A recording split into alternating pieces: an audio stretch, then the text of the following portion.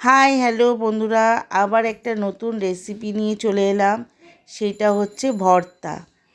এই ভর্তাটা দিয়ে যদি একবার ভাত খান তাহলে মুখে লেগে থাকবে, আর পুরো ভাতটাই এই ভর্তাটা দিয়ে আপনাদের খাওয়া হয়ে যাবে। এতটাই টেস্ট হয় খেতে। আর কিভাবে করেছি আর কি দিয়ে করেছি সেটা চলুন আপনাদের সাথে শেয়ার করি। এইটা হচ্ছে পটল ভর্তা। তাই পটল, রসুন আর কাঁচা লঙ্কা সামান্য জিনিসই লাগে, কিন্তু খেতে খুব সুস্বাদু হয়। তা আমি মিক্সির মধ্যে কাঁচা লঙ্কা, রসুন আর পটলের দুটো মুখ কেটে আমি এটাকে পিষে নেব। আর কিচ্ছু করতে হবে না, পটল ছাড়াতে হবে না, খোসা সমেত আমি পিষে নেব। এবার কীরকম পেষানো হয়েছে সেটা আপনাদেরকে দেখিয়ে দিচ্ছি হাতে করে। মোটামুটি পুরো ভালোভাবেই পিষে গেছে, আর একটু দানা দানা থাকবে, তাহলে মুখে পড়লে ভালো লাগবে। কড়াইতে তেল দিলাম, একটু বেশি তেল লাগবে, সর্ষের তেল। গরম হয়েছে কিনা দেখে নিলাম। তারপরে কালো জিরে আর হলুদ আর গুঁড়ো লঙ্কা দিলাম। তারপরে পটলের পেস্টটা দিয়ে দিলাম। এটার কালারটাও সুন্দর হয়, আর একটু ঝালটাও আমরা বেশি খাই বলে তাই দিলাম। আর স্বাদ মতন দিয়ে দিলাম নুন আর মিষ্টি।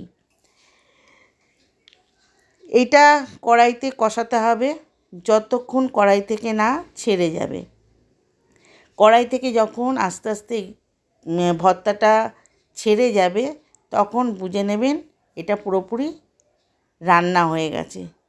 তাই এটা ভালো করে শুকনো করেই করতে হবে। দেখুন আস্তে আস্তে আমার কড়াই থেকে ছেড়ে যাচ্ছে, একটু কড়াইতে লাগছে না।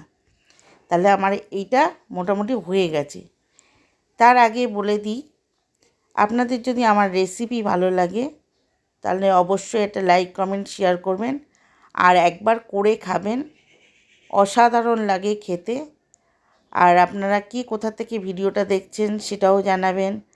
আর আমার ভিডিওটা যদি পছন্দ হয় তাহলে একটা লাইক, কমেন্ট, শেয়ার মানেই আমার ভিডিওর উৎসাহ বেড়ে যায়। আপনারা এইভাবে পাশে থাকবেন, আর সবাই ভালো থাকবেন, সুস্থ থাকবেন। আবার পরে একটা রেসিপি নিয়ে আসব এইভাবে আপনাদের কাছে। আর একবার করে খাবেন, সত্যিই খুব অসাধারণ লাগে খেতে, আর খুব টেস্টি একটা জিনিস, কম জিনিসে।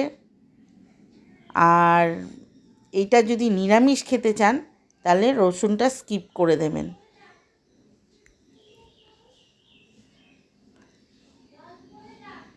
আমার এই ভিডিওটা দেখার জন্য অসংখ্য ধন্যবাদ বন্ধুদের কাছে।